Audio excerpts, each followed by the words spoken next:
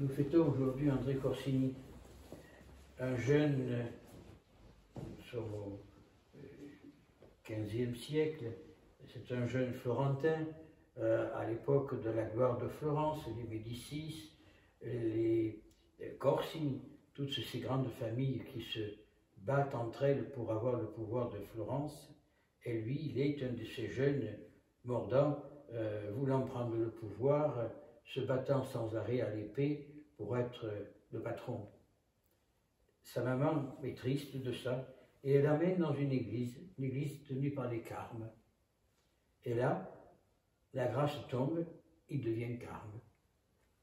Et il a été, à son époque, le prieur du Carmel de Florence, il a été évêque, il a su véritablement, au lieu de manier l'épée, il maniait la langue, si je puis dire.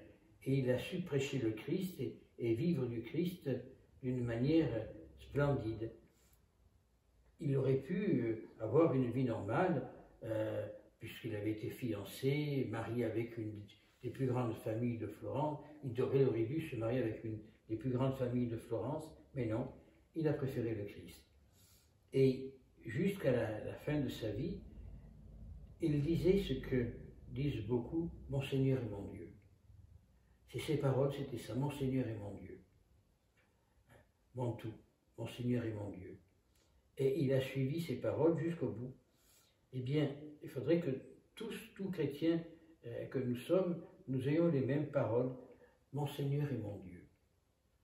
Ça ne veut pas dire grand-chose, « Mon Seigneur est mon Dieu », mais ça veut tout dire, parce que ça veut dire indirectement, oui, le Seigneur, c'est mon Dieu, c'est lui qui me dirige et qui conduit ma vie. Tout ce que je fais, c'est à travers mon Seigneur et mon Dieu. Tout ce que je dis, c'est à travers mon Seigneur et mon Dieu. Et ce qui nous ouvre à la porte de la vie éternelle. On a quelques écrits, il nous reste quelques écrits de ces homélies ou autres, qui prouvent que seul pour lui, Dieu premier servi. Tous ces combats de jeunesse ont disparu. Tout cet orgueil de jeunesse est devenu humilité pour l'amour de Dieu. Tous ces combats qu'il a menés pour sa gloire et pour la gloire de sa famille, la famille Corsini, eh ben, c'est devenu des combats pour la gloire de Dieu.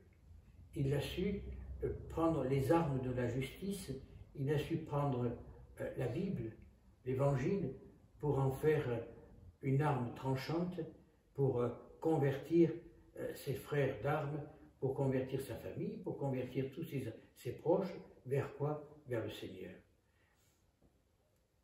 Il n'a jamais rencontré Jean de la Croix, mais il a été un de ses plus grands disciples par rapport à ses écrits, bien sûr. Eh bien, essayons-nous d'être disciples de Jean de la Croix, d'André Corsini.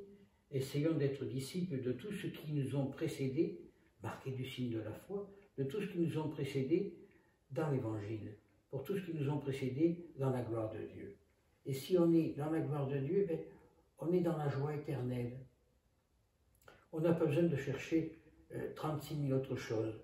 On n'a pas besoin de chercher les gloires de la terre qui ne servent à rien. Et là, on en a la preuve avec André Corsini, qui a cherché les gloires de la terre jusqu'à sa 22e, 23e année.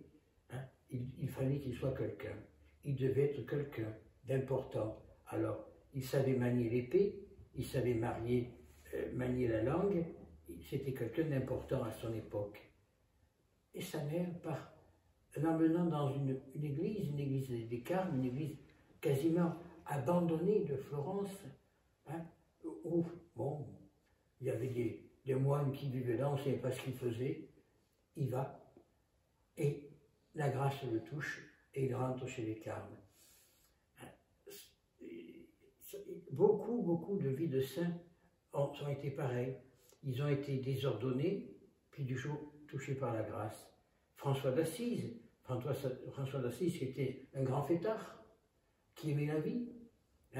Il va à San Damiano, petite église abandonnée aux abords d'Assise, et qui rencontre Jésus. Et de là, il devient le chantre de la pauvreté, le chantre de l'amour de Dieu. Et dans toute la vie des saints, c'est ça. Sainte Rita de Cassia, pareil, Sainte Rita qui, mariée de force, frappée, battue par son mari, finalement, son mari meurt, elle va demander conseil à un père augustinien qui lui dit, mais rentrez chez nous. Et Rita rentre chez les sœurs les augustiniennes d'Assise, de Cassia, et elle devient une grande sainte, parce que pour elle, Dieu premier servi.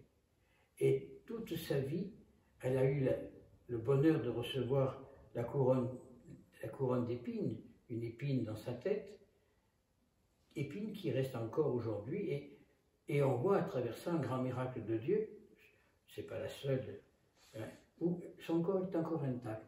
Après 500 ou 600 ans, elle est comme si elle venait de mourir il y a 3 jours. Padre Pio, pareil. Padre Pio, Padre Pio a eu une enfance pieuse, Padre Pio a eu des parents très carrés au point de vue religieux, mais Padre Pio, comme tous les enfants de son âge, il aimait s'amuser. Puis il rencontre le Christ, il rentre chez les franciscains, chez les capucins, et il devient un grand saint. Et encore, il y a quelques années, lorsque on a voulu voir ses restes, on a sorti du tombeau, le corps est intact. Dieu ne l'a pas, son corps ne s'est pas putrifié. Dieu lui a donné la gloire des autels pour qu'on puisse, à travers ça, contempler non simplement la gloire de Dieu, mais la gloire que Dieu donne à l'homme quand l'homme le sert. Il y a une, je ne me rappelle plus le nom maintenant, aussi une sœur, une Camaldune ou une bénédictine au Brésil, où on a sorti son corps du tombeau, elle est intacte. Elle est encore molle, comme si elle venait à peine de mourir. C'est la grâce de Dieu qui le fait. Dieu le permet, pourquoi? Parce qu'il veut démontrer que ceux qu'il aime, il les aime jusqu'au bout. Alors, à la résurrection, est-ce qu'on va ressusciter dans notre corps de gloire? Je ne sais pas. Est-ce qu'on va sortir dans un corps glorieux? Je ne sais pas. Mais il y a sûrement une merveille que Dieu donne. Dieu permet à ce que les corps ne pourrissent pas pour chanter sa gloire. Saint Vincent de Paul, vous avez à Paris, chez les Lazaristes, Saint Vincent de Paul, à part qu'on a mis un masque de cire et d'argent sur le visage, le corps est intact. On voit, la chair un petit peu noircie, c'est normal, mais ils sont intacts. Prenez Pie X, c'est pareil, et tant d'autres saints. Mais pourquoi? C'est Dieu le permet pour que nous voyons à travers ces miracles l'amour de Dieu pour nous, l'amour de Dieu pour tous. Et si on ne comprend pas le sens de l'amour de Dieu, on est malheureux.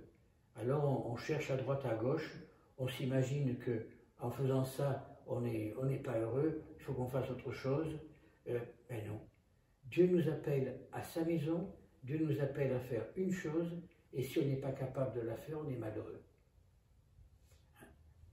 Quand on est dans l'amour de Dieu, quand on vit avec cet amour de Dieu, Dieu partage son amour avec nous et on est heureux. Bon, il y a des douleurs, il y a des maladies, il y a un tas de choses qui rentrent en ligne de compte, mais cette paix que Dieu met en nous, personne ne peut l'enlever.